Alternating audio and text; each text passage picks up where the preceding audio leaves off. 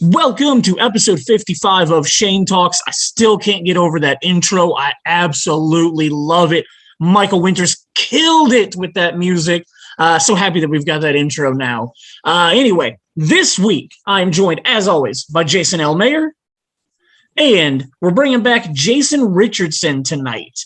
Jason Richardson, the guy who can't hate a movie for anything, gets to talk with us tonight about the movies that everybody else in the community hates. So I'm looking to see how Jason Richardson balances all these movies that everybody hates with his positive spin on everything. The last time Jason Richardson was here, we got into a conversation about water. Specifically, I brought up Liquid Death.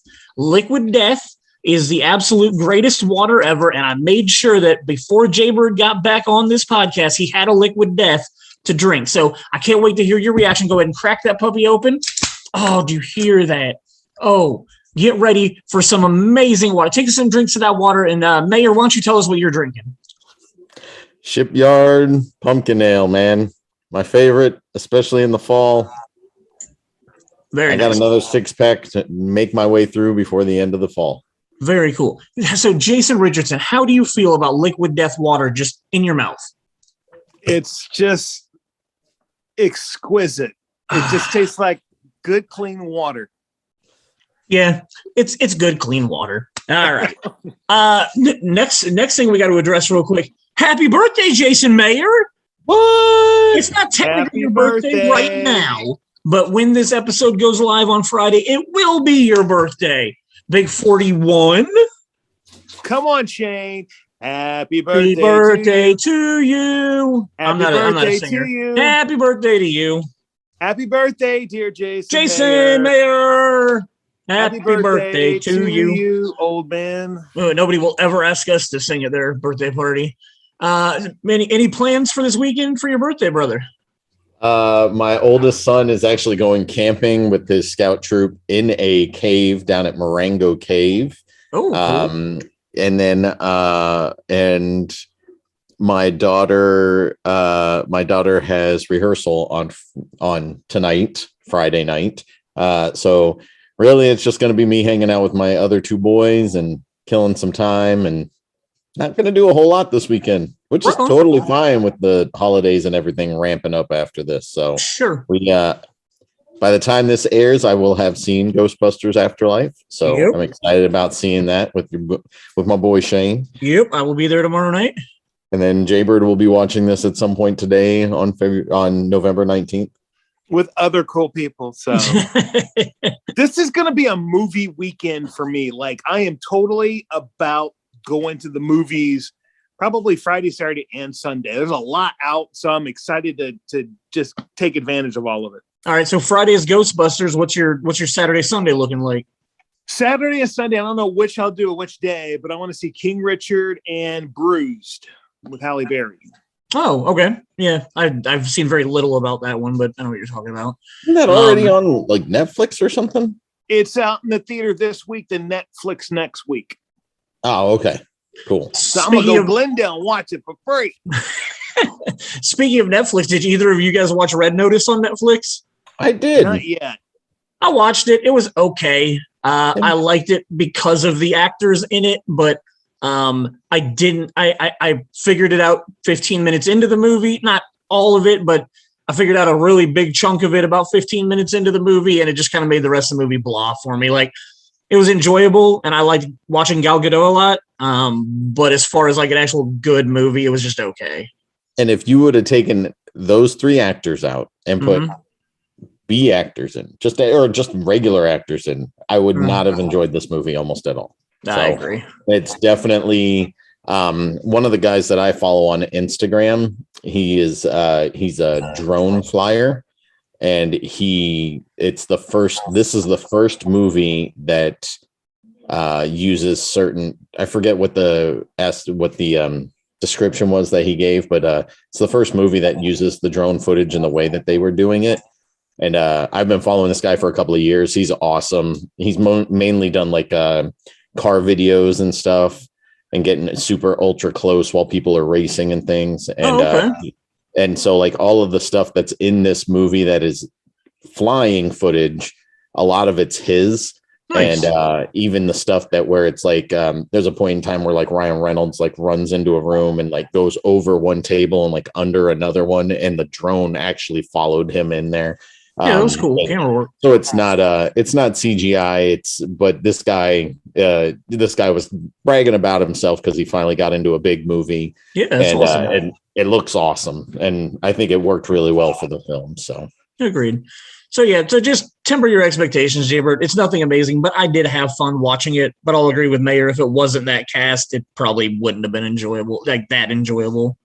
Yeah, the sad thing about that movie is that I'm going to watch it, but I kind of feel like there's something missing from it.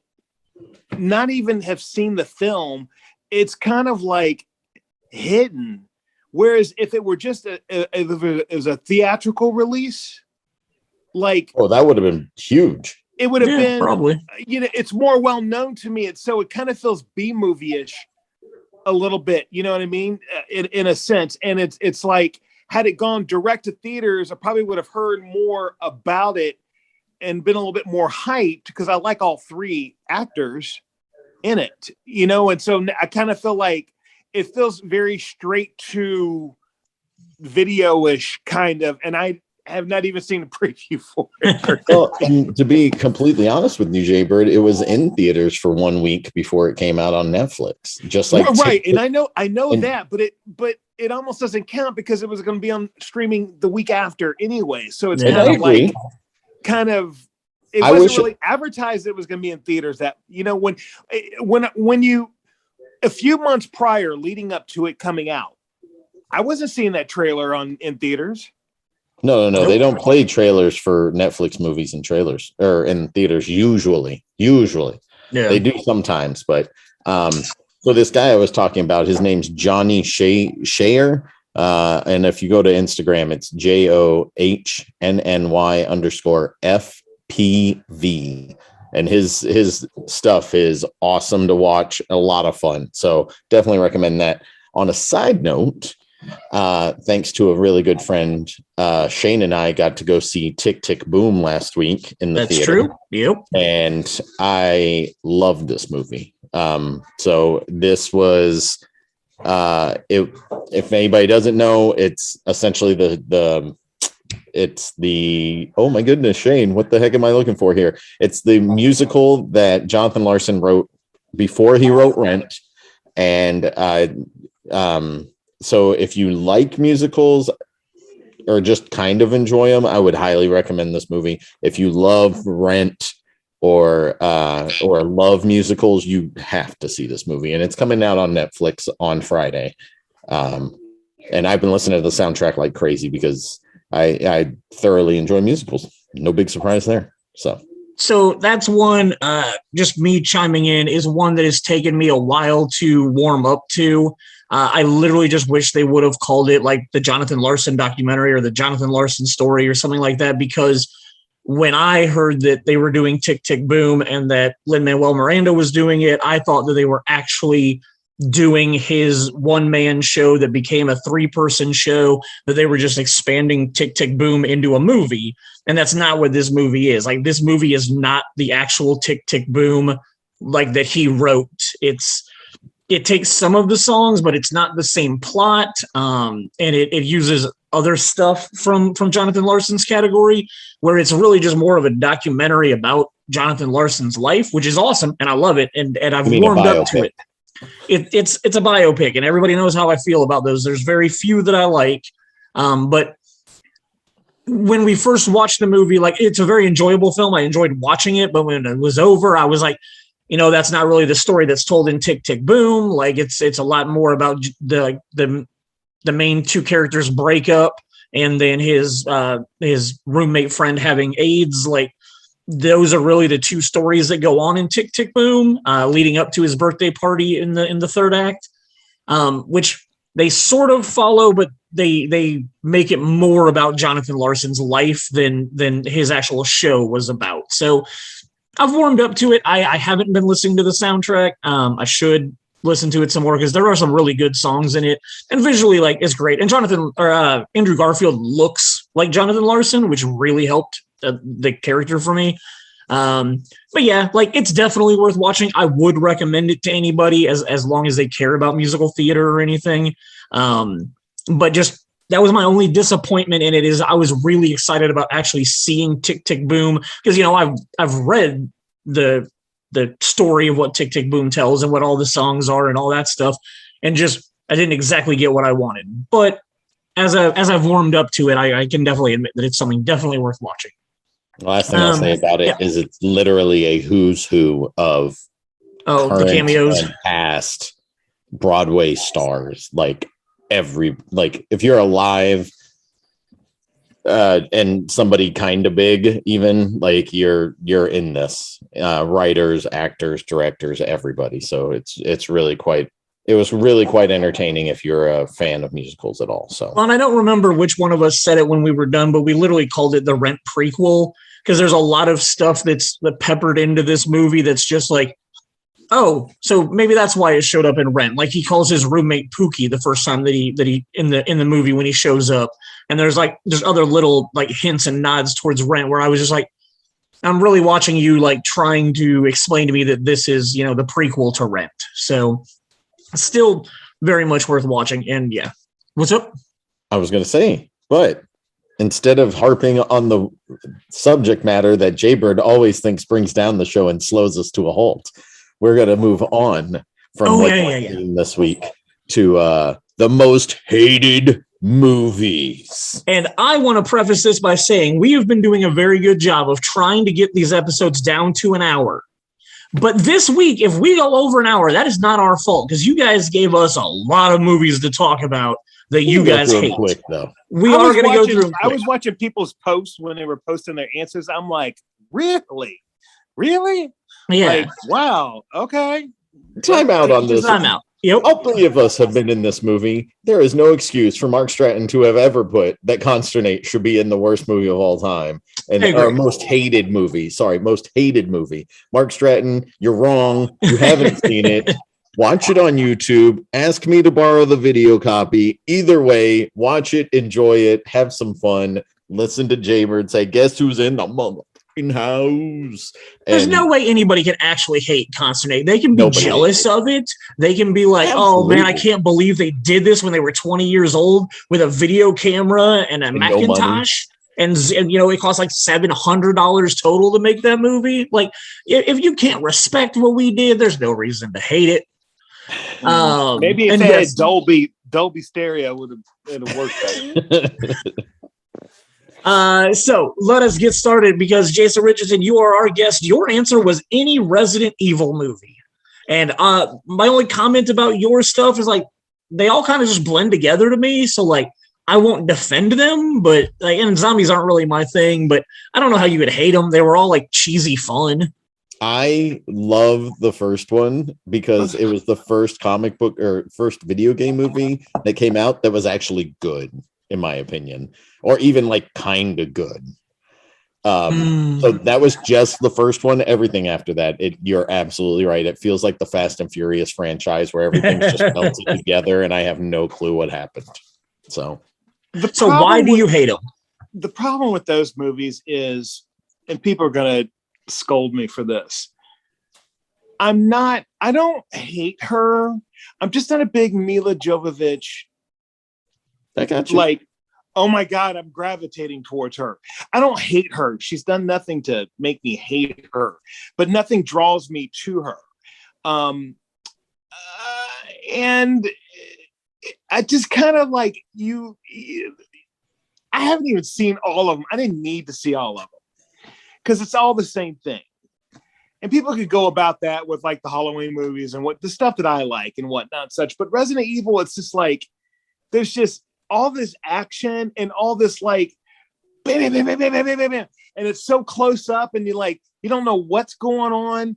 And it's just kind of like all a blur to me. And it's just kind of like, who greenlights this shit? Like, do all the movies really do that well for them to greenlight another? And maybe it's video sales where they make their money and they're like, let's greenlight another one. And it's just kind of like, I mean, I can't even think of one Resident Evil movie that's grossed $100 million domestically. No, I don't pay enough attention to know that answer. I would rather suffer through Mortal Kombat, which that's another one I probably would have added. That it's just like. Are you talking about the 95 Mortal Kombat, the 97 Mortal Kombat, or last year's Mortal Kombat? I don't know which one you're talking. It just seems like any video game movie, period, is just like. Oh, don't get me wrong. We're gonna get to one later down this list. So they just don't. It just doesn't work, in my opinion. You know, Silent Hill. Did they do a Silent Hill movie back in the day? Yep. And it was. I'm going to tell you right now, honestly, the best video game movie I've ever seen. What is it? Sonic the Hedgehog. Yeah, I'll agree with that. That movie was fun. That movie was solid enough. My kids love watching it. I don't mind it being on TV. It's entertaining enough. Yeah. It's definitely the best video game movie I've ever watched. Who did they announce as doing Knuckles in the second one? I have no idea.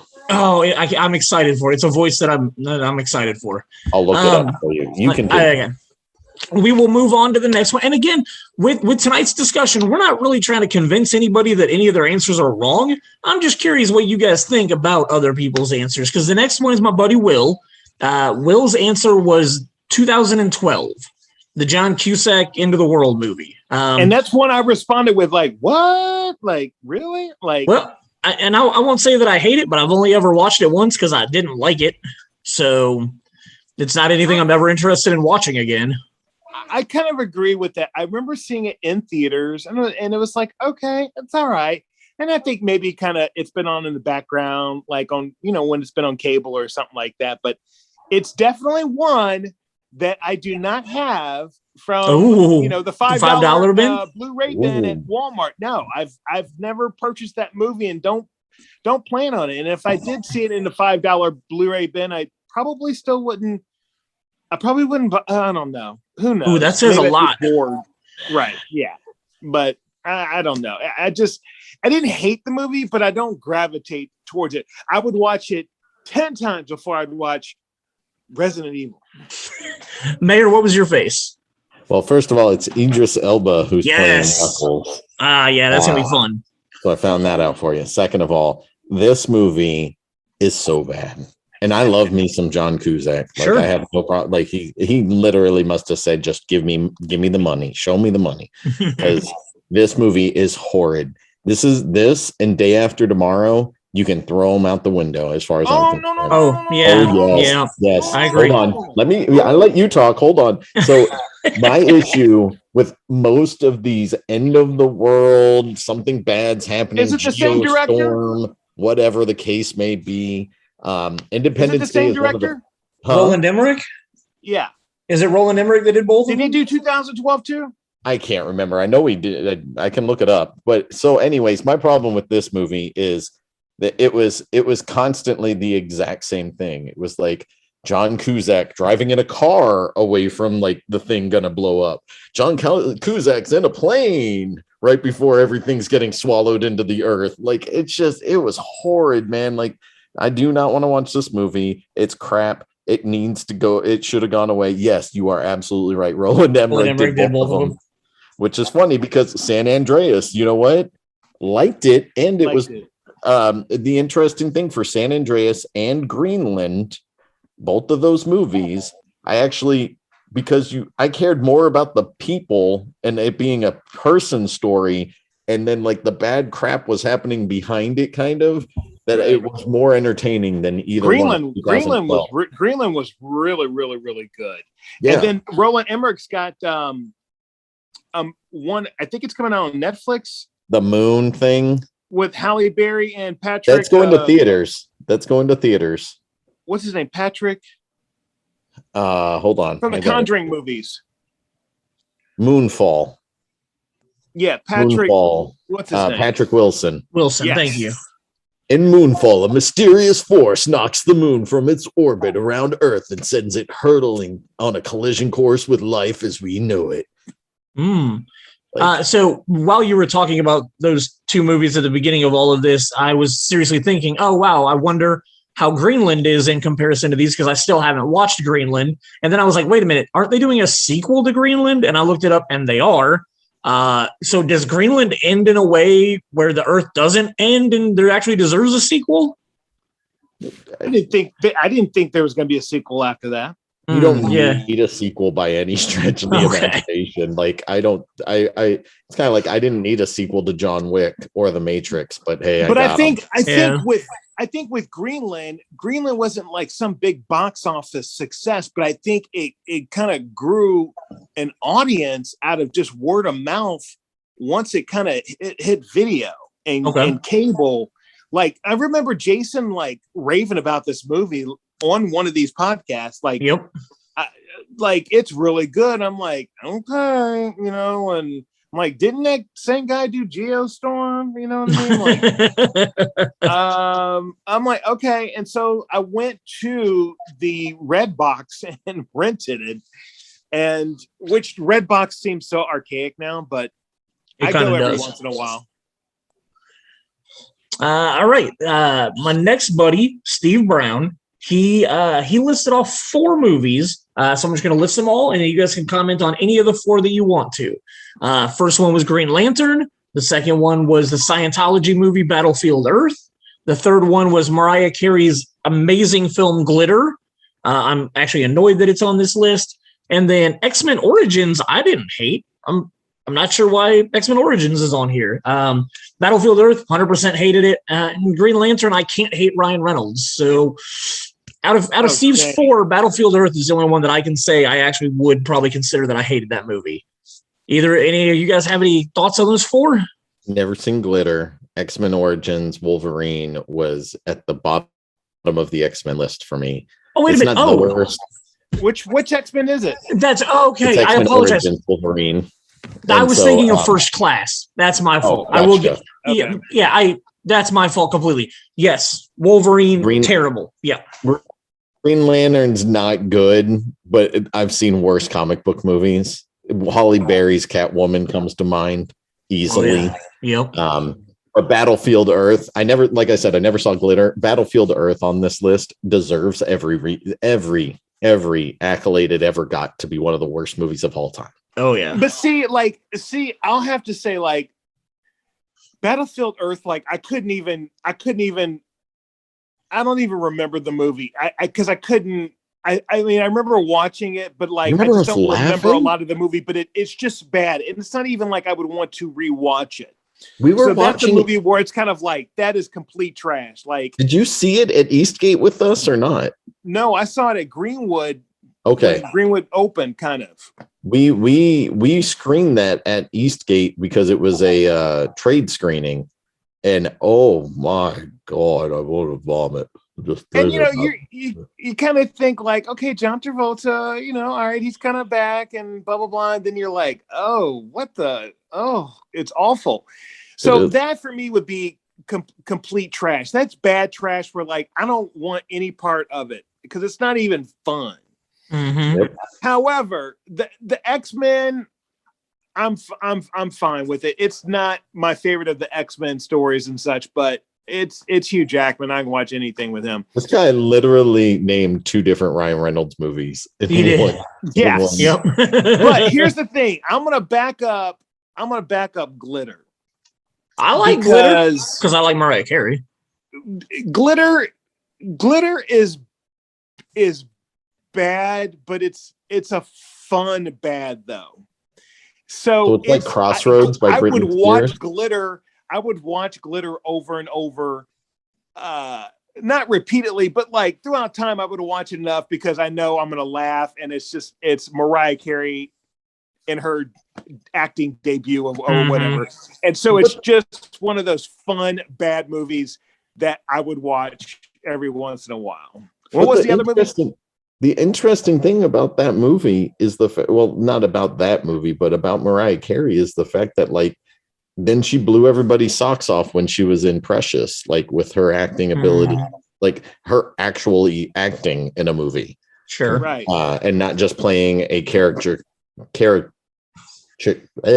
always mess up that word. A caricature of herself. So yeah. It was Green Lantern, Battlefield Earth, Glitter, X-Men, Wolverine. Okay, I've covered them all then. So, but if I were like on an island by myself for the rest of my life, and I can only have one of those movies, I would totally take Glitter. I'll give you that for sure. The one thing I do want to jump back and say real quick, my buddy Will, on his mentioning of 2012, he had the comment that it's the only movie he's ever walked out of at the movie theater. Shocks me. By that logic, the movie that I would have to say is probably one of the movies I hate the most, which is the only movie I've ever walked out of in the theater, was in 1999, and it was the Steve Martin Goldie Hawn remake of The Out-of-Towners. I watched that with Jason's brother Dave. Him and I both walked out of the movie halfway through it. I literally could not fucking stand that movie, and to this day, it's the only movie I've ever started in a theater and walked out of. I'm pretty sure I was there with you that evening. Were you? I don't remember you being there, but maybe. My friend Chris and I probably have had maybe 2 or 3 in my lifetime, but the one I can remember walking out of was Jean-Claude Van Damme's Knockoff. Yep. Oh, okay. Yep. Literally, Cinema One, Clearwater. We walked out of it. Like, it was just, I'm like, I can't do this. I can't do this. And there was nothing else to go see. It was one of those, we were scraping to go see something, and it was just like, oh, anyways, go ahead.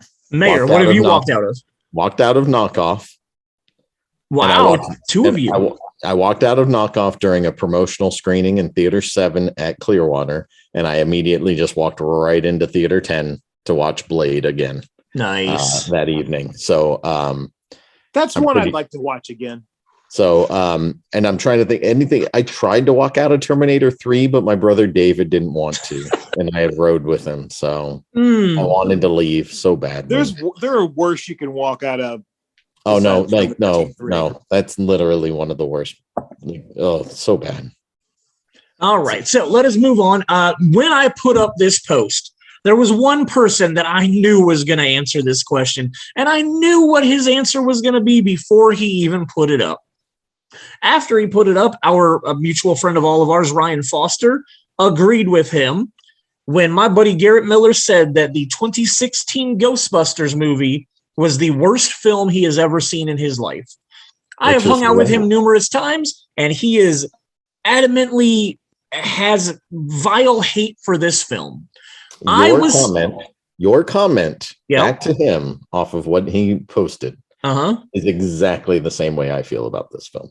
And the 3D of this, the 3D version of this movie is far superior to most 3D movies I've seen since Avatar. So I didn't hate Ghostbusters in 2016. I had really low expectations. I thought it was going to be terrible. I was mildly surprised with how much I actually kind of enjoyed it. Although I absolutely hate Chris Hemsworth in this movie. His attempt at trying to do comedy is fucking miserable. I can't even stand his character in that movie for how stupid he is. And I can't do it. I absolutely hate Chris Hemsworth in this movie.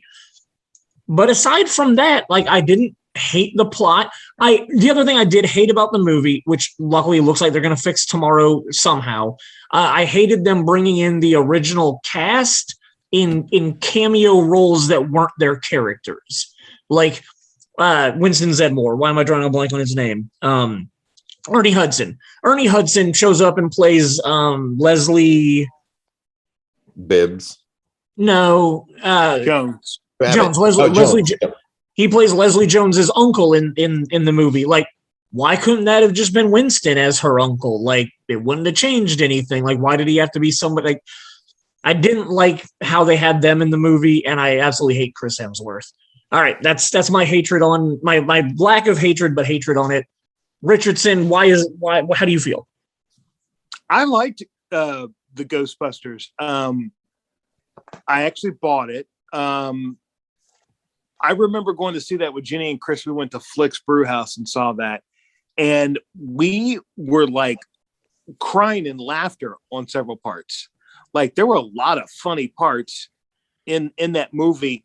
And you know what's really weird is, like, the movie got such a pounding of negativity that I just haven't even felt the energy to put it back in. But like, I like the movie, but I just kind of feel like everyone's negativity is preventing me from watching the movie again, which I own, you know what I mean? Sure. And so I need to put that in and watch it again, because I actually enjoyed it, you know, and they were all hating on the girls, you know? Yeah. It's my third favorite Ghostbusters movie, and I assume it's going to be my fourth favorite Ghostbusters movie after tomorrow. But again, like, it doesn't mean that I hate it. I'm very interested after tomorrow to figure out if Afterlife is second or third. Like, I know Ghostbusters 2 isn't good. Like, I just happen to be like the right age for Ghostbusters 2 to enjoy it. Hooking up a Nintendo to the Statue of Liberty, like that kind of stuff, you know, hit me when I was 11 or whatever. Like, I loved that part of the movie. So I'm curious to see how tomorrow night, like, right, if it's gonna, there's no way it will be better than the first one. So I just don't know if it's gonna be second or third for me. So I'll say, like, I'm a big fan of, is it Paul Feig? Paul Feig, yeah. The director. Yep. And so, I mean, you know, for me, I enjoyed the Women Ghostbusters. As far as with this new one, the thing that I'm a little leery of is that how they're going to use the characters from 1984 and 89 or whatever. Sure. Like, are they going to be in it for 30 seconds? Because you haven't seen shit. No. On them and on the trailers or anything. You should. Which is good. I will also say about this movie, I am awkwardly attracted to Kate McKinnon in the world. So, like, her being in this movie helped me enjoy it more. So your next up is Steve Wilhelmer. Mm-hmm. And I think he is so wrong on this. I mean, even when this movie came out, I enjoyed it when I saw it when it came out. I thought it was the right sense of humor for like the tone of the film. It worked for me, and I could still watch it to this day. I Am Who I Am. The movie was awful. Danny Aiello did better acting in Madonna's Papa Don't Preach video. It was terrible dialogue. It bombed, and Bruce Willis should be ashamed of himself. So first of all, go ahead. Yep. The Hudson Hawk. So first of all, a movie bombing in a theater doesn't mean shit. Mallrats bombed in a movie theater, and it's still like one of my favorite films ever. Like, a movie bombing in the movie theater just means it probably didn't find its audience. Mallrats was on a low budget, so I didn't look at that as a bomb. But when you got like a movie that's $100 million production and it does like 20 million, that's a disaster. It is. But I will be honest, I never saw the movie in the theaters. That was a rent that movie at Marsh for me. And it kind of, I wouldn't say it was like my go-to movie to rent, but if I was having trouble finding something and like nothing else was popping out to me, like I probably rented Hudson Hawk 5 or 6 times throughout my high school career on a Friday night to watch over the weekend. Like I was a big Bruce Willis. I mean, I am a big Bruce Willis fan. I was when I was in high school, and I enjoyed him doing comedy. You know, Hudson Hawk has turned into a cult film now. 100%. Yep. And yeah, I never saw it in the theater. I learned it on home video, you know, in my late teens. So yeah, I can't agree with Steve. I love Steve Wilhelmer to death. He's one of my good friends, but I can't see eye to eye with him on this. And I'm pretty sure my friend Eric also commented on here agreeing with him. And I'm sad that whatever made them hate this movie so much caused it. But yeah, I like it. If I remember correctly, Hudson Hawk came out. It was supposed to be like a summer movie in May, like Memorial Weekend.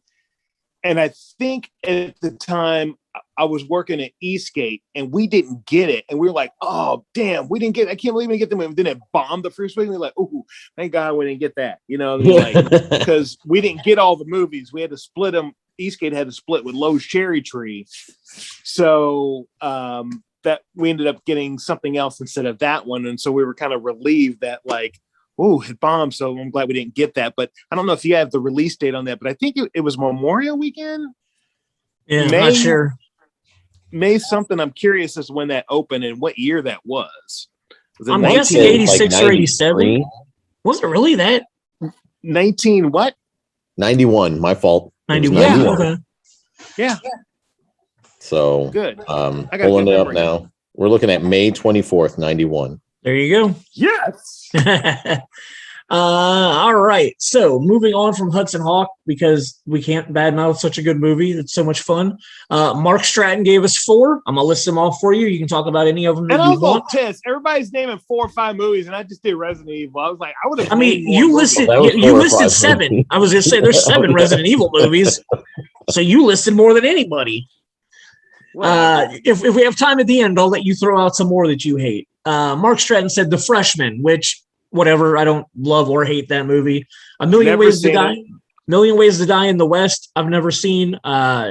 Seth MacFarlane is kind of just blah for me. Hail Caesar, I never saw.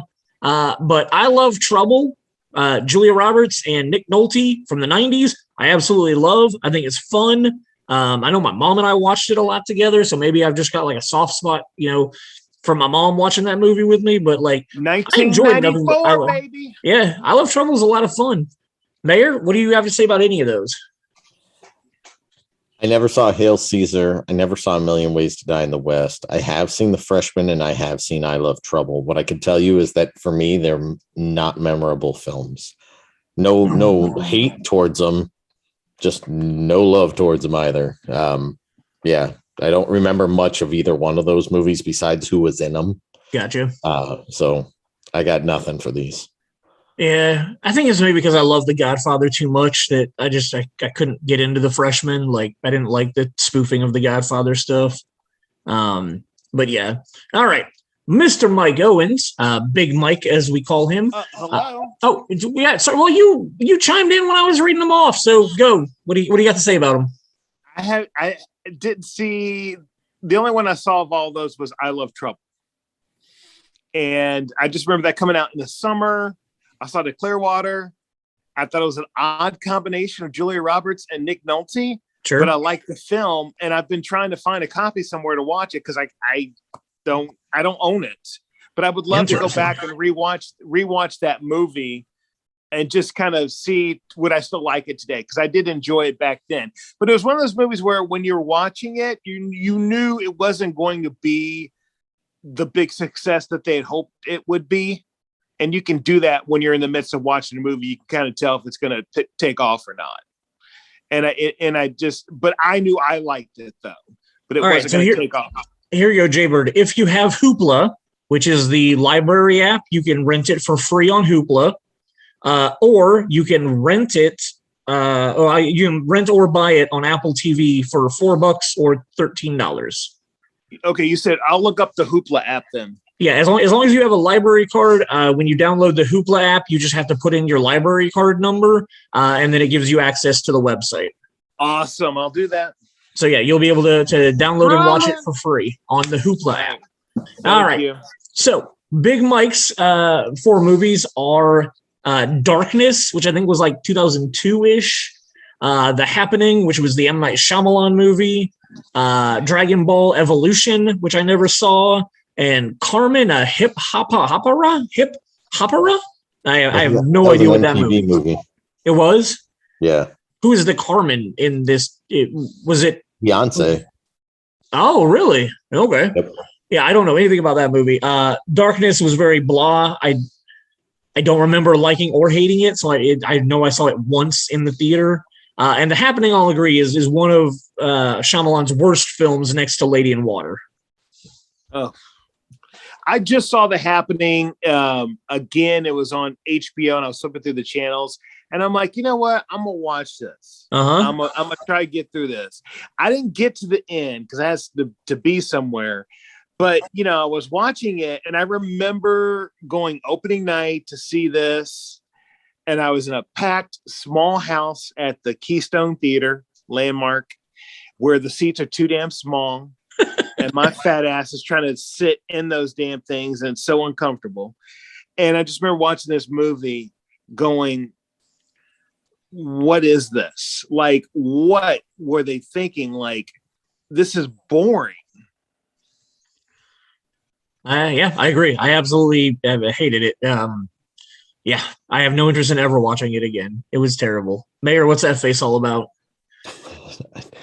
You know, I consider myself quite the cinephile, especially when I was working in movie theaters. But the fact that I had no idea what darkness was, and it even starred Anna Paquin, Yep. makes me go, how the it had to have been horrible because it probably came out and everybody told me it was bad, and I went, Greenwood, I think.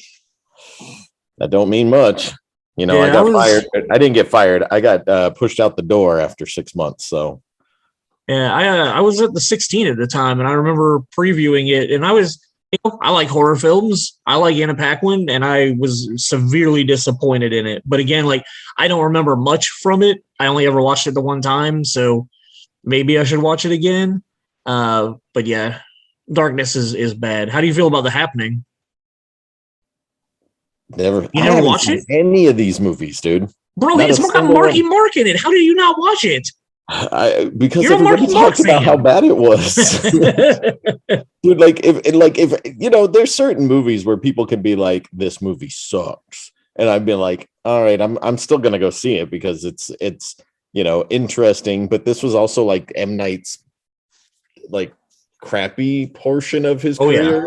Yeah. Yep. So he had gotten me with a couple, and then this came out, and everybody was like, this is really bad, and I went, okay, never mind, I'm not wasting my time. So Carmen, a hip hop opera. It's better than the Lady in the Water. I was bored in that too. I hate Lady in the Water. Pfeiffer was in that. Oh, okay. And it was an MTV movie with Beyonce. Did you say Sean Spicer? No, I said Mekhi Pfeiffer. Oh. Woo! All right. Let us move on to Nick Hall's comment. And I won't say that I hate this movie, but I will 100% say that this is probably the most overrated film in the history of cinema, and that's Scarface. Nick Hall's comment was, it's about a guy who becomes a worse and worse person, and his only redeeming quality is that he wants to fuck his sister, who was played by Michelle Pfeiffer. Never seen it. Oh, yeah. Michelle Pfeiffer is not his sister. Oh, yeah, you're right. That is, she's actually his wife. Mastrantonio is the sister. You're right. Yeah, I had the characters flipped. You're right.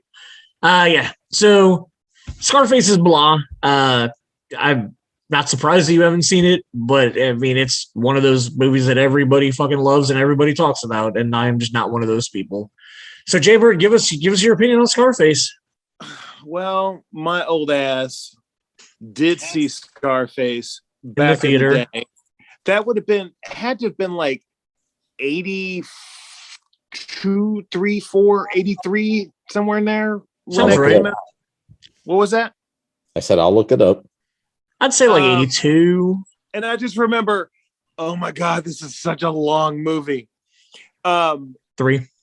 I don't hate Scarface by any means, but it's just not one that, like, you know, I gravitate to like a lot of other people do. I think it was a well-made movie. It's well-respected. It's got a cult following to it, but it's, I don't hate it, but it's not like, oh, I'm going to throw that in and watch it. You know, I mean, it really kind of helped put Michelle Pfeiffer on the map, you know? So it did. All right. My buddy Brian. And it's that haircut that inspired Drew Barrymore's wig in Scream. Really? Yeah, Drew Barrymore said that on her show the other day. Nice. She had Michelle Pfeiffer on, and she's like, the Scarface haircut of Michelle Pfeiffer was the inspiration. And Drew Barrymore said, I want Michelle Pfeiffer. I want that wig for her, whatever the character's name was. Casey Becker. Casey and Scream. Yep. Nice. That is awesome. That is something I did not know. It's a very sweet moment between Drew Barrymore and Michelle Pfeiffer, because Michelle Pfeiffer is kind of taken back and she's seen Scream, and so she didn't know that. That's awesome. So. That's really cool. Next up, my buddy Brian Lerman threw out Gigli, which I feel like is just a movie everybody's got to throw out because it's really not that bad. It's also not good. But it's not. In fact, I'm gonna write that down. I'm gonna watch that movie again because I actually liked it and I own it too. I do not own it, but I didn't hate it like most people did. I know I've said it on this podcast before.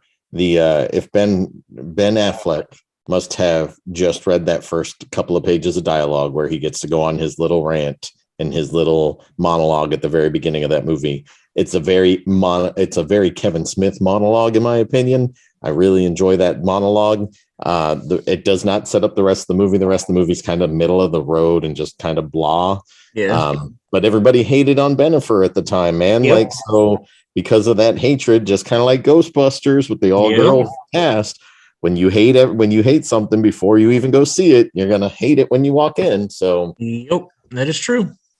But I do not hate Geely. Geely, there's definitely a lot worse movies on this list even than Geely, in my opinion. Well, I think that the title didn't help either. Oh no. No. What were you going to call it though? The two Geelys? I don't know, but like Geely, where some people probably would have a hard time pronouncing it. Sure. You know, like Giggly. So, anyways. Yeah, I remember the theater I was working at that time. We did not get very many people in for that movie. Like, shockingly low numbers of people. Dead for it at Clearwater. Yeah, like, but that's 2 to 4 boy in it, and I know you can't hate on that movie because y'all like anything that Ben Affleck is in. Ben Affleck could like piss on a damn sunflower, and y'all be like, "Oh, it's so good." He's the you white, you Ben Affleck. Yeah, Ben Affleck's on. Go ahead. No, I like Ben Affleck, but I know you guys like that is kind of you grew up with go-to guy. That's your gravitated actor that you guys just fall head over heels for. Like, well, I can't argue that point at all because of the simple fact that like I think he's a great actor. And not only that, I think he's proven that he can be a great director too. There's no can be. He is a good director. And it just, to me personally, like him and Leo are probably the two best in that age range for me. And then you also got like Tom Hanks, man. Like those are my Tom Hanks and Gary Oldman.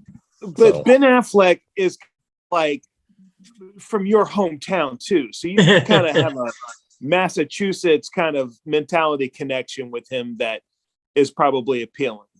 Yeah, but I mean, like, I don't have that love for like Matt Damon though. And I mean, he's a hometown Boston boy too. Like, I think he's good. I think he can act. I think he's an awesome actor. But like, I think it's also like the Ben Affleck can be so. I love it when he does slapstick comedy, man. Like when he is just being silly and stupid, goofy. It's awesome to watch. He reminds me of like he's like the male version of like Anna Kendrick or Kate Hudson for me. Because like what has he done that's been funny lately? Oh, just like when Surviving Christmas. It's not a good movie by any stretch. It's a great movie. So much fun. But he's slapstick in that. He was slapstick. Like I just love his like silliness in like Good Will Hunting, even when he's like in Good Will Hunting 2. Well, no, when he's in the boardroom and he's doing the interview for Will, and he's like retainer, and I just think he's a solid actor all the way around. He doesn't always like. There's plenty of movies just like everybody else where he phones it in, but when we did our Ben Affleck episode, there was a movie of his that I'd never seen called Man About Town. Our friend Jay Hampton had suggested it. I watched it specifically to talk about it on that episode, and it's a very funny role for him in that movie. It's a different character that I've ever seen him play. I still need to watch the basketball movie. School Ties? The Way Back. Yeah, The Way Back. So I got lost for a second. I apologize. I'd like to see him do more comedy or something a little bit more silly and slapstick because I think he does it really well. And when he's on Saturday Night Live, I lose it, man. Oh, yeah. He was great on that. Yeah. The next movie my buddy Eric Hallett suggested is one that came out of left field for me because I actually really enjoy this movie. Like I don't think it's great. Too, huh? You see what I did there? He threw up The Fan. Which was Bobby De Niro and Wesley Snipes. And no, that's a guilty pleasure one. Yeah, like I think it's decent. Like it's like Bobby De Niro playing like a tamer version of whatever his character from Cape Fear was. I can't remember that character's name, but it was very much still the very like maniacal and like plotting like type character, and not as good. But you know, Wesley in the 90s did so many of those like great movies in a row, like the Demolition Man, and then this, and leading up to like the Drop Zone, Passenger 57, Murder at 1600, Rising Sun with Sean Connery, like that movie's badass, dude. Like he did a great run of these like action movies that he did, and I just kind of felt like The Fan was one of them. The Fan was like the dark version of Major League. Right. But The Fan was such a there was so much, a little piece of truth in that movie of how fans are and how they think they own and control, like, these actors are sports players and whatnot and such. I watch people obsess over celebrities and such, and it's kind of like, at the end of the day, it's just a person, man. And like, I loved the 90s, every 90s action movie, like it happens in True Lies. In the third act, the child has to be in danger in some way. Yeah. Like you've got this whole movie about adults, and then for whatever reason, they have to introduce one of the characters' children in the third act. I mean, I guess Elijah Dushku was introduced before the third act, but like she gets in peril in the third act. Like there was a big thing in the 90s with all these action movies, was throwing the kids in at the end. That's another one. I'm gonna write that down. The Fan. The Fan. Yeah. Sergio is out of his fucking mind. Now, don't get me wrong. This is not anywhere close to Tim Burton's producing best movie ever, but I definitely can't say that this is a hated movie by any stretch of the imagination. But his answer was perfect. It was hilarious. We're talking about The Nightmare Before Christmas. And when somebody challenged him on this, his response was, pick a holiday. Exactly. But I mean, like, I think that's why it works. Like, it's kind of fun. I don't know. I don't think I remember when this movie came out, I worked in the theater and it was a stiff. It became a cult hit over time. Yep. And I just, it was, to me, it was kind of confusing. It'd be one as an adult, not that I wasn't an adult then, but I was a younger adult. But being an older adult now, I'd be interested in going back and watching it to see if I could just get through it, to see if I got the, oh, okay, I get it now moment. But man, that's one, that's a movie kind of like where it's not my thing, but I respect it enough because it is so respected. If that makes sense, you know what I mean? Like, yeah, I'm a fan of quite a few musical numbers in the movie. I think the musical numbers are really well done. Oh, it had musical in it? Oh yeah. Danny Elfman wrote a bunch of songs for it. No, never mind. Okay. I think you should watch it again. I probably won't watch it, but I have a huge respect for that movie because it is so respected by people but it's just not my thing though. You should just go write it down on your list of movies you need to watch again, because the musical numbers aren't going to ruin the movie for you. They're fun. Like, if you've ever watched a Disney movie, which I know you fucking have, like, they have musical sequences in them also.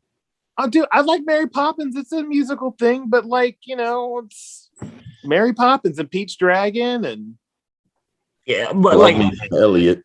Yeah. There's room for everyone in this world. So write down on your little list Nightmare Before Christmas and give it another go. Nightmare Before Christmas. All right. So I tried to get Ryan Smith on this episode with us. He unfortunately was working tonight, so he couldn't join us.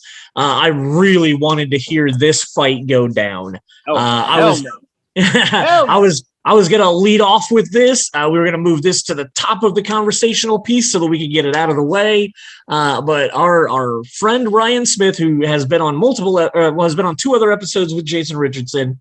They just recently found out that they were friends in real life also, other than just being on this podcast. Ryan Smith said Halloween 3 is his most hated film. And I didn't even copy down your argument. His start was, such an outlier in the series. Also, that damn commercial jingle, which he's not wrong. It is an outlier. It's probably the least good of all the Halloween movies, but like I would never say I hated it.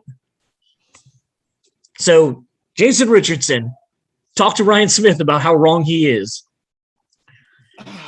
You know, at the time when that movie came out, and I saw it in the theaters, it would have been 1984, 5, somewhere in there. It was a disappointment because I'm like, where's Michael Myers? There's no Michael Myers. What's going on in here? Why are they selling this as Halloween? There was that confusion, right? Mm-hmm. And then I kind of had to get it in my head that, okay, it's a different Halloween, but why would they call it Halloween 3? Yeah. You know what I mean? Like off of 1 and 2 with Michael Myers. So that was the confusing thing that pissed off people. I did not care for this movie the first couple times I saw it. I was just like, oh, I was pissed. Where's Michael Myers? Over time, as I got older and matured, I was able to kind of, separate. Okay, they're veering off, but they're still calling it Halloween 3, Season of the Witch. And it's so bad. It's so bad it's good.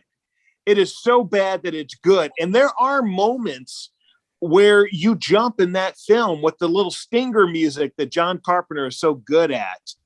And the story is so over the top, but also at the same time, it's very creepy because it's like, a what if, we get so sold on an item and kids are attached to it. They want it and the demand is there. And, come Halloween night, they all have their mask on and everyone's going to die. You know what I mean? Kind of by wearing the mask. That's kind of creepy. So anyways, I love it. It's a total cult movie. Every horror movie fan practically loves that movie. You did not seem so impressed with this movie by your recent hand actions. Never seen it all the way through. Never seen it all the way through. It's not something Jason's not a big horror movie guy. I used to be. I used to love every horror movie that came out, man. And now I just except for Darkness. I just didn't see it. It wasn't intentional. Just missed it. So I did love in Halloween Kills that they brought in those 3 masks. I thought that was a really cool callback to that. That was kind of fun. All right. Next up, Mike Obarski. Yep. Obarski. Sorry, sir. You're good.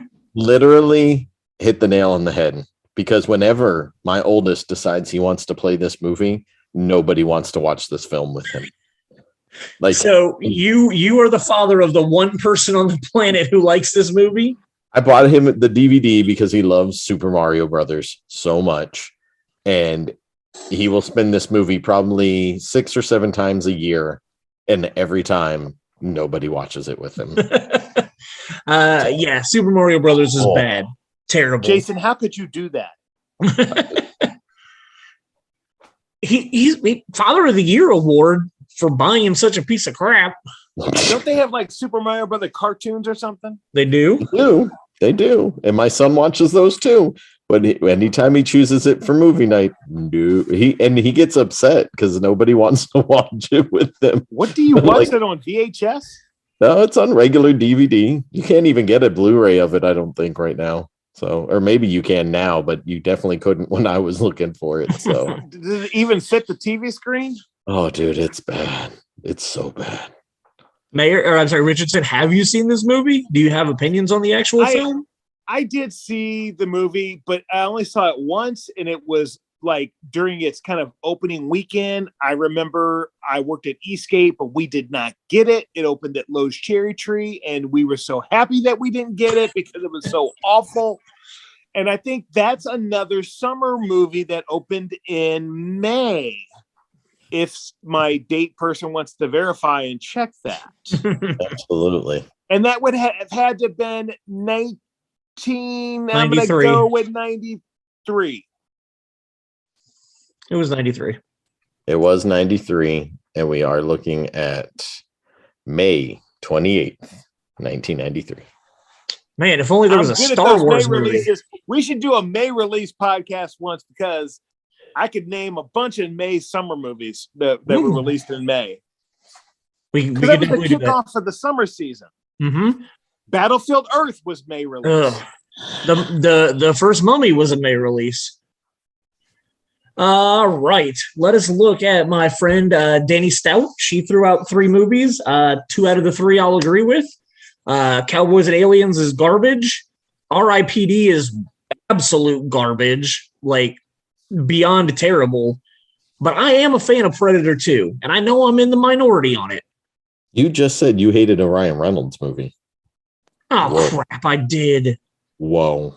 Oh, man. You know what? I stand by it. That movie was terrible. I actually like Cowboys and Aliens. It's not good, but I definitely can't say it's a horrible suckwad of a film. I like certain aspects of it. Daniel Craig is really cool in that role.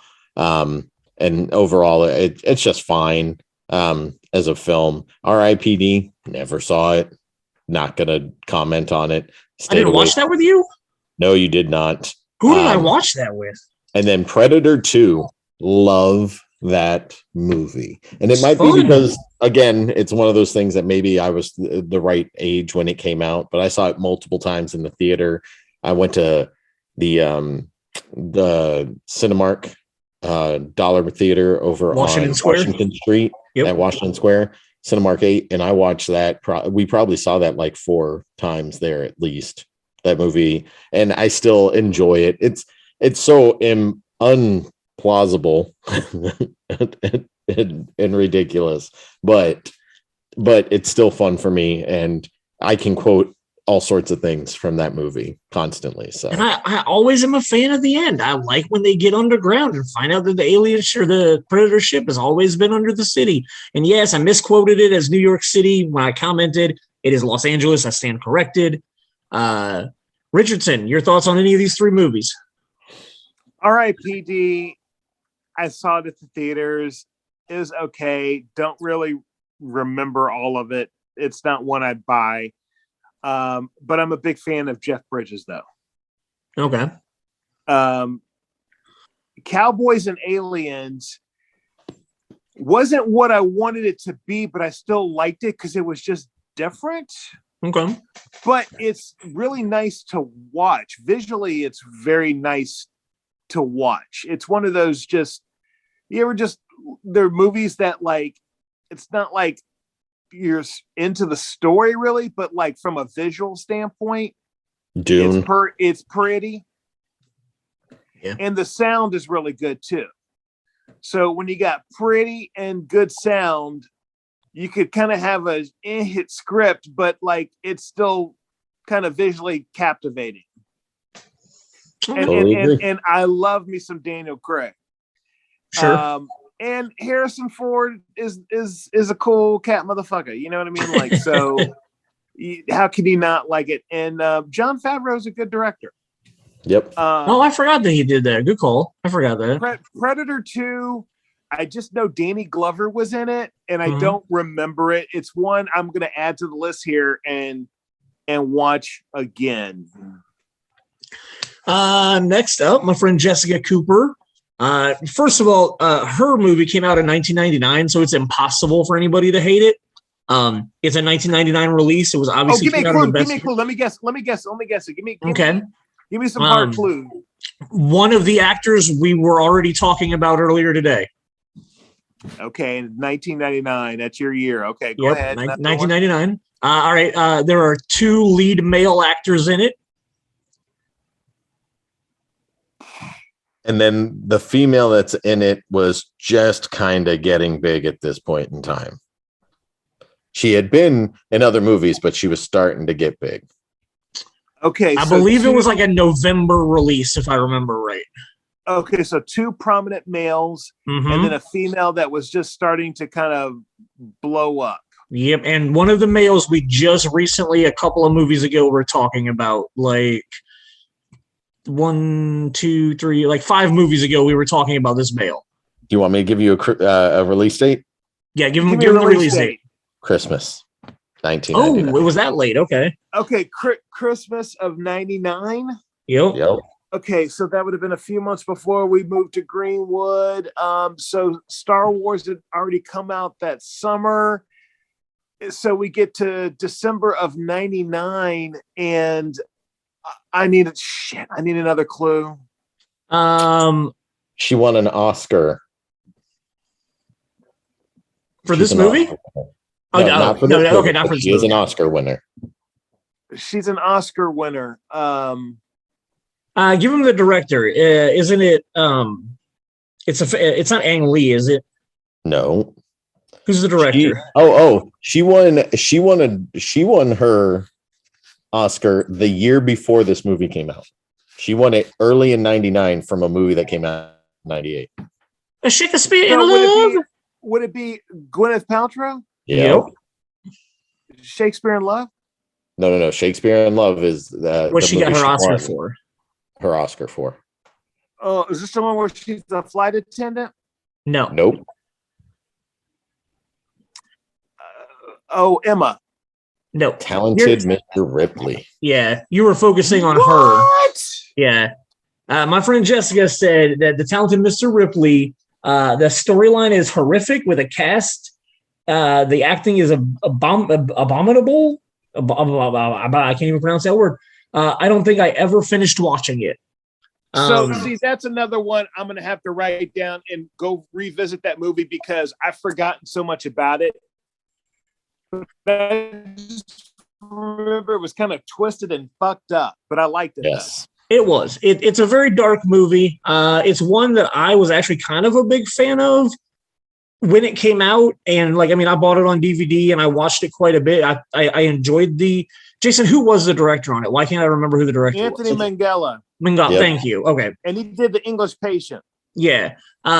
So I was a big fan of it in 99 and 2000, and then I don't think I've watched it since then. So I don't know how I would think it holds up now, but I know I was a big fan of this movie back then.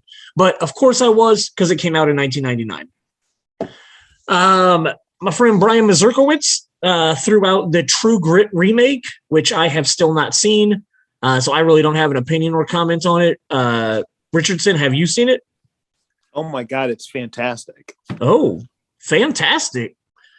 It's fantastic. And I'm kind of hit or miss with Westerns, but I hadn't seen the John Wayne True Grit. But again, I'm such a huge fan of Jeff Bridges. Makes sense.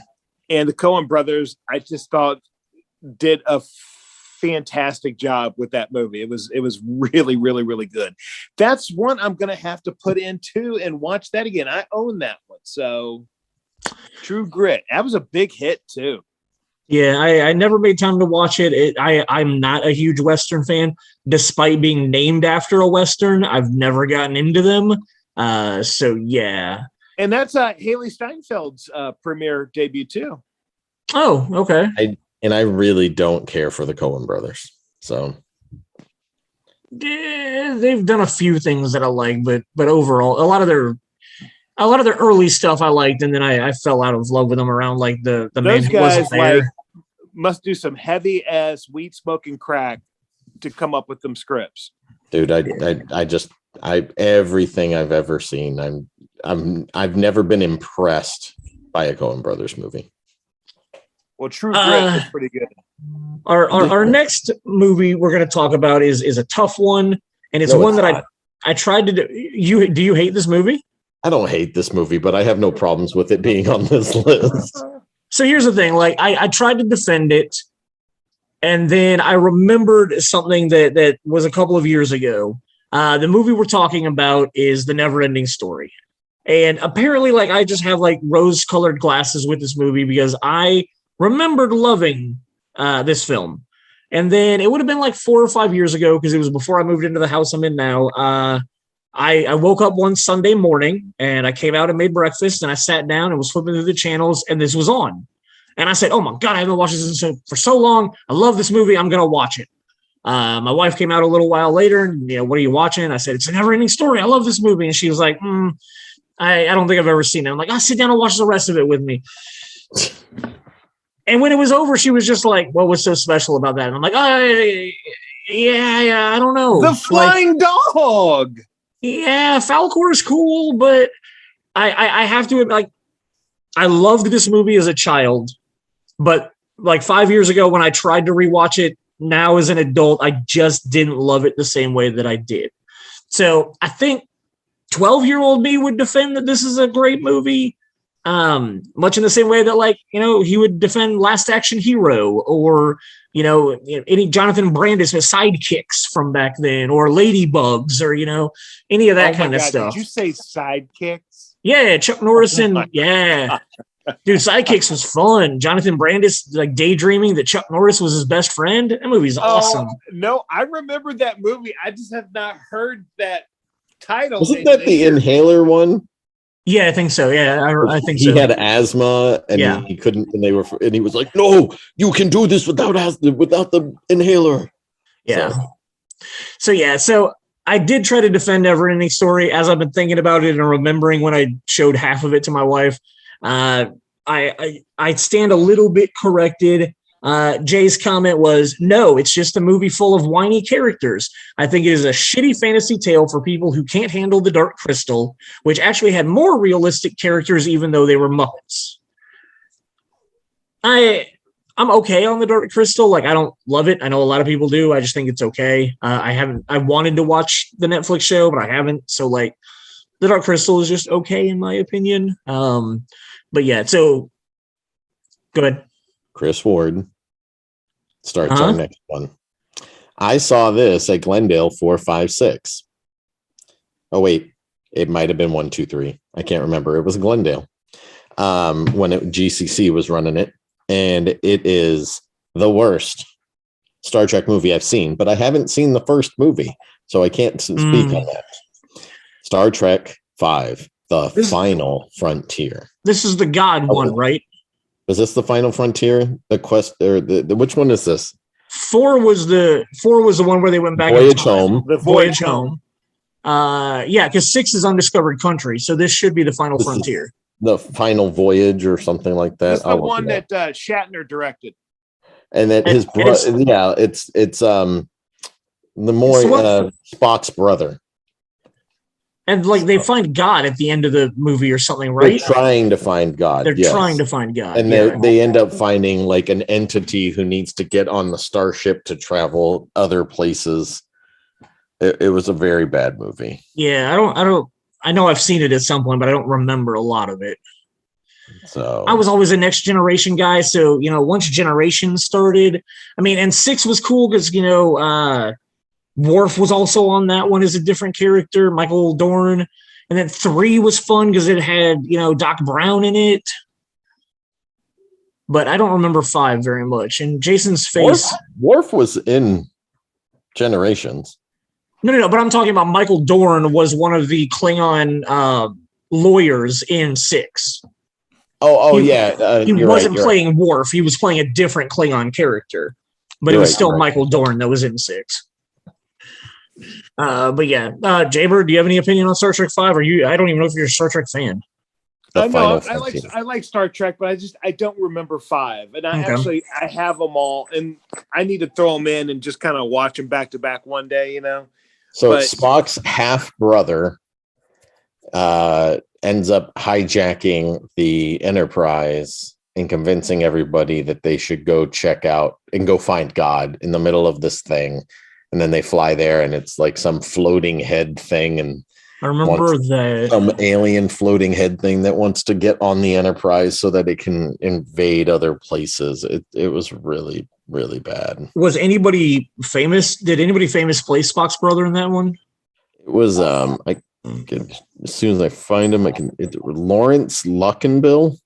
I don't recognize that name. He was in Cocktail. Okay. He was Mr. Mooney in Cocktail. That's the only other movie I see that might have been something.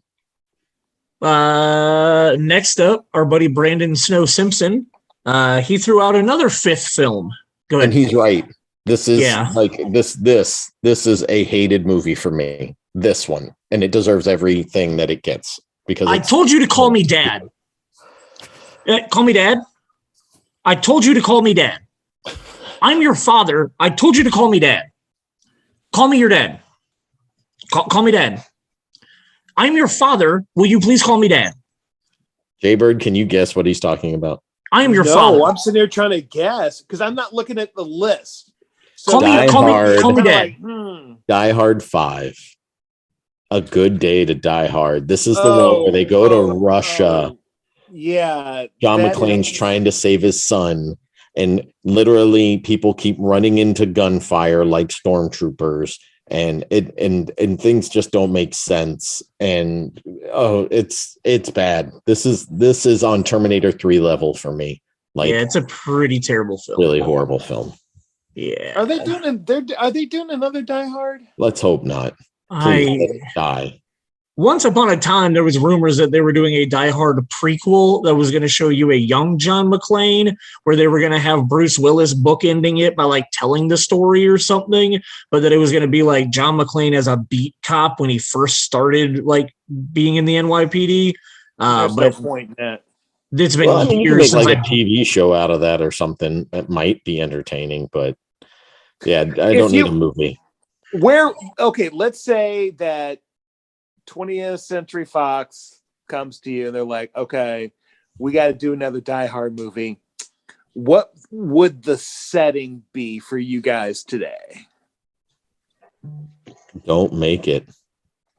No, you got to make it. Oh, so what would Sean McClane at a retirement home during Christmas with his grandson coming to visit him, and everybody's taken hostage. Timothy Oliphant's son is coming to exact revenge for killing him in the fourth one or whatever one that was. Timothy Oliphant's son is teaming up with Simon Gruber's son to avenge both of their fathers and uncles' deaths previously.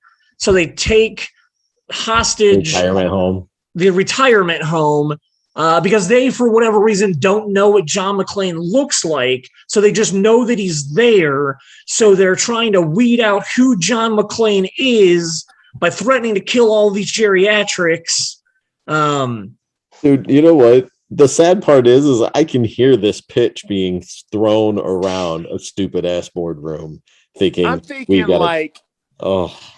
like either John McClane at an amusement park, Beverly Hills Cop 3, or like but would do it better. Beverly Hills Cop 3 was just bad. Yeah, and everything after Die Hard 3 has been bad. No, but I'm just saying, I'm saying kind of like a reboot, like where, it's kind of like fuck these others and we're starting over kind of again. You know what I mean? Like, give me John McClane on the ship. On the ship, which could be Speed 2, you know what I mean? Under Siege. Under Siege. Or, like what would be a good setting today? Would it be at like a football stadium? Or John McClane is cryogenically frozen. He is awoken 100 years in the future where there are magnetic bullet trains going around the world because the world is frozen over. There's a terrorist trying to take over the magnetic train. So they have to thaw out John McClane, who's on this magnetic train. And it's Simon Phoenix. Man, that did not get any reaction. Well, that's a New Line Cinema film and a 20th Century Fox film. So I don't know if we can. If Sony and Marvel can work together, anybody can. All right, we're. Oh my God, I don't really even have comments for any of these movies. I'm gonna list off everything that Dave Lichty said to us. If you guys want to talk about any of them, you can. I will say Godzilla 1998 was terrible. Poltergeist 3, Spy Kids 3, Speed 2, Exorcist 2, The Brothers Grimm is bad. The Royal Tenenbaums is actually probably one of the most hated films in my life. So I will comment on that. I absolutely hate The Royal Tenenbaums. I think it's one of the worst films ever. And I know a lot of people love it, but I absolutely hate it. Bringing Out the Dead, a 1999 film. I can't get behind it being on this list, even though it is a bad movie. The Reflecting Skin. I have no idea what it is. Bringing Out the Dead was Nicolas Cage when he drove the ambulance. Yeah. Oh, that's a Oliver Stone film. Stone. Yeah, it was at Castle and Arts. Yeah, it's pretty bad.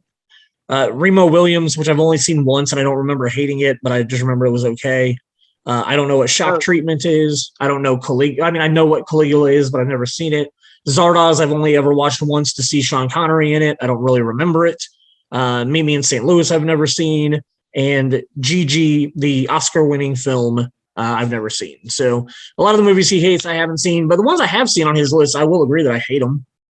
I liked... oh my God, he has so many there. What was the... Go back a few. Shock Treatment, Remo Williams. Okay, Remo Williams. I just watched that this summer on, I think it was on Tubi for free. And I remember that from the 80s. I liked Remo Williams. It's just kind of a fun little, adventure type movie and whatnot. The one towards the beginning again that you had mentioned. The Brothers Grimm, the Royal Tenenbaums. No. That's the one that I hate. Bringing Out the Dead. No. Speed 2, we've already talked about earlier. I have a soft spot for Speed 2 because it's so bad it's good. But go ahead. Poltergeist 3, Exorcist 3. That's it. Poltergeist 3. Poltergeist 3 is bad. Isn't that the one where she died while they were filming it? Yes. And that takes place in the John Hancock building in Chicago because her parents send her off to her mom's sister because they couldn't take her anymore. And but the reason why Poltergeist 3 is so bad, but for me, I have a special place in my heart for it. I did buy out of the Walmart $5 bin Poltergeist 2 and 3 combo Blu-ray for $5. But number 3 for me is bad, but I can sit through and watch it because it holds good memories for me because it reminds me of spending summers in Chicago. Because I saw it in Chicago during the summer by myself, and it just has a special place in my heart for that. And the movie can be so bad, but it reminds me of Chicago, so I like it. Nice. Mayor, anything on this list you want to talk about? Godzilla's bad. It had a couple of good songs on the soundtrack. I'll agree with that. Spy Kids 3, the only good redeeming thing about that is that they brought in a special digital projector at Clearwater to show off one of the very first digital 3D movies ever to try and convince people. What's Dave Lichty doing watching Spy Kids 3? Watch it. They were setting it up at Clearwater so that they could do an exhibition of 3D digital to try and get people in the city to start buying them. So I don't think the movie's good, but I think it's kind of cool that was like that. I got to see. I was there as a manager when they did it, so it was one of those, and I was in charge of the booth, so I was there the day that they were doing all of this and setting it up, and it was a pretty big deal for them to come in and set everything up. So I thought that was kind of cool. Everything else on this list, if I have seen it, I can agree that it's fine being here. The Brothers Grimm is literally one of the worst movies I ever had the pleasure of watching, or no pleasure in watching. Displeasure. But yeah, I'm good with it. Like Dave hit the nail on the head with some of these. Easy. Yeah. Was Sylvester Stallone in Spy Kids 3? He was. Mm-hmm. That's the one. I got in trouble with that movie. So at the time I was working at Greenwood, I was doing the interlock it into multiple places. I was doing the theater placement, and I had that in the second largest auditorium, not the biggest. And so that day we had someone from the home office that came to visit our theater, and they were just, why isn't this in your biggest house? And I'm like, well, it's in the second biggest house. And I just remember Gene's like, get that into the big house. I was like, okay.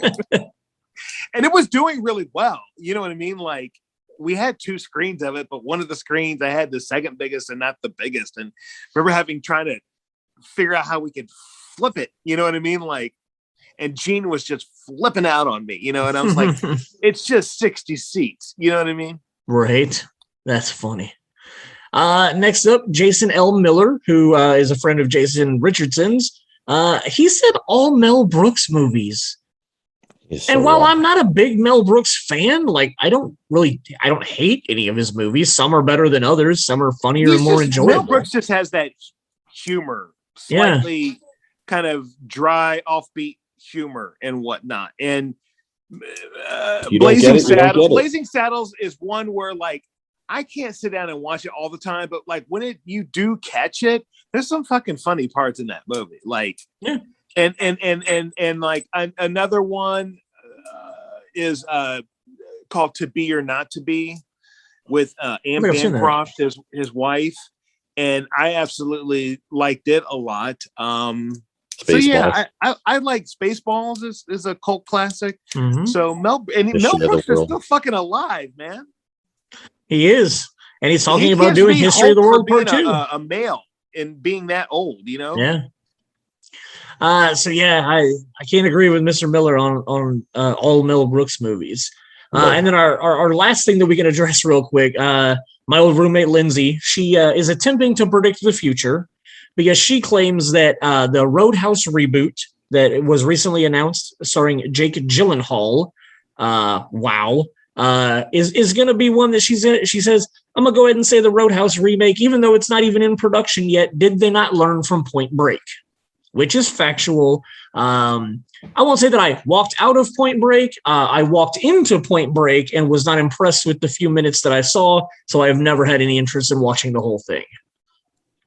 My thing is, why don't they just do a movie that's like Roadhouse, but not call it Roadhouse? Exactly. You mean like make Point Break with cars and call it Fast and the Furious? Yep. like make Roadhouse pretty much the exact same movie and just call it like The Lake House instead. I don't care. Like, yes, I totally agree. Didn't they remake Roadhouse with The Rock at one point? What was it? No. Like, they did Walking Tall. Oh, Walking Tall is what I'm thinking of. Yeah. But like, why call it Bouncer or something? Because he was a bouncer. Yep. Bouncer. I'm 100% in on Bouncer. Like, yeah. Calling it Roadhouse. You don't get that instant reaction from the moviegoer that goes, I love the first Roadhouse. Right. I need to go see this Roadhouse. Well, I mean, like, but here's the thing, that Roadhouse is kind of a cult classic. Yep. Absolutely. Roadhouse is developed into a cult classic. And so when you think Roadhouse, it's like, that's Patrick Swayze, man. Mm-hmm. That's not anyone else. That's Patrick Swayze. Yep. That's Dalton. Yeah. Like, so anyways, it's a bad idea. Hasn't there been a rumor of a Big Trouble in Little China reboot coming up? They're not talking about a reboot. Now, I've got a soft spot for The Rock, and I've always said that every time I've been on this show. And The Rock is supposed to make a quasi sequel to Big Trouble in Little China. It's supposed to like take place in the same world. And they hinted that he might end up being like Jack Burton's son. Okay. Or something. I'm fine with it. You're doing the same thing with Ghostbusters. Like, if you can give me a good story and he happens to be the son and there's a reason why he's getting pulled into this again because it's his son, I'm okay with it. Like, give me something good. So then Kurt Russell's girl that he gets pregnant better be black as night. Yeah. All right. Well, that's been a fun list of movies to talk about today. Some good, some worse, some bad, some terrible. It's been awesome to hear you guys' opinions on everything. Jason Richardson, as always, thank you for being on here. Really enjoy your commentary and positive attitude towards movies, whereas Jason and I are a little more bitter and hateful towards things. So it was a pleasure to have you. You hate some stuff very much. You do. You have hatred for something. But anyway, Jason, Mayor and I are going to talk a little bit more later and flat out the rest of the year and see how many episodes we do. We did 25 episodes last year. We've already done 30 episodes this year. So we'll see if we squeeze in one or two more before the end of the year with the holidays and everything coming up. Not sure how our schedules are going to work out, but we'll at least find something to do to wrap up 2021 before the end of the year. If you're listening to this, go see movies in the movie theater. Don't be like Shane and watch a big old movie that should be seen on a big screen in the awesomeness of a dark theater eating your popcorn. Don't watch something silly don't watch something awesome that should be a spectacle like Bond on your 70-inch TV at home. Did you see my response to you the other day? I did, and I ignored it. I ignored both of you when you commented on it. Yeah, I ignored everything. What? Dude, so first of all, Bond, not a super big mega experience that I have to see on a big screen. Ever since GoldenEye, I have not been impressed with a Bond movie in the theater. None of them. Wait a second. Didn't you just go see a musical called Tick Tick Boom or something last week? Yeah, I did. That was something I wanted to see. You made time to go see that in the movie theater, but you didn't go see James Bond on the big screen? Correct. Bro, and I'm sorry, I'm not trying to sound like Tim Pendleton here, but a 3-hour movie is not enticing to me. I got burned by spending 3 hours. You gotta go somewhere with a recliner in that case. No, I got burned with the Eternals, man. I spent 3 hours in the movie theater and I was pretty bored for most of the movie. Okay, so you went to go see the Eternals and not James Bond in the theater? Correct. Yep. Oh, Shane, you are fired. Hey, man, I love movies. I do love movies. Shane love movies. No, you don't love movies if you're watching James Bond on your screen at home, where you were probably just sitting there scrolling through your phone anyway. No, I honestly wasn't. I purposely made sure that I was just watching the movie. And I mean, I enjoyed it for what it was. Overall, it's my second favorite Daniel Craig movie. I still had a lot of issues with it. I still think James Bond has no idea how to do villains anymore. I think the last four after Casino Royale, the last four Bond villains have been miserably terrible. I don't think they're well written. I think it's all build up to their. Like Javier Bardem? He was one of the worst. You literally built him up through the whole movie and then gave me one terrible scene of them face to face, and then you gave me Home Alone. No, I was not a fan of his at all. Yeah, this is by far this was my second favorite Bond movie with Daniel Craig, and I really enjoyed it a lot more than I was expecting to, honestly. Oh, and of course they brought the kid in. The last three. They brought the kid in the third act to make sure that she was in trouble. So. Well, it's his kid though, and you're kind of why are you ruining the movie? James Bond has a kid, you know what I mean? Hashtag spoiler alert. Yeah, I mean, if they haven't seen it yet, fuck them. I mean, shit. It's been almost 2 months since that movie's come out and whatnot. But I will say, though, that I saw it twice. The further I get away from it, I still respect and love the movie. But, man, it was so character-driven that there was, very little action in that movie. I will totally agree. There was very little action in that movie. Yep. I'm like, where was the fucking James Bond at? But I'm it made sense in a sense that made sense because of where they took it to at the end, but I'm where's the a movie is almost 3 hours long? Where's the fucking action at? 100% agree. And that's why I was happy where I watched it at. All right. No. You put yourself up on this mantle as this movie guy. Support movie theaters and whatnot. And cool. I'll take myself off that mantle. I'm taking myself off that mantle now. I'm a guy who just wants to watch stuff wherever I want to watch it at. If I want to go to the movie theater and spend my time there, I will. But something like Bond, I was not interested in a 3-hour viewing of that out in public. But you went to go see the Eternals. I did. It's a Marvel movie. It's different. I was interested in it, and I was severely let down in it. Oh my God, Shane. Yeah, man. All right. Times are changing, my brother. So, Jason, have yourself a good rest of 2021. I'm thinking early 2022, we're going to try to do the trivia episode, which you have to be on. So What's the trivia episode? Oh, we're going to have you, Troy Myers, and our friend Evan, all three of you on here doing trivia against each other. Oh, my God. Yeah, Okay. it's going to be fun.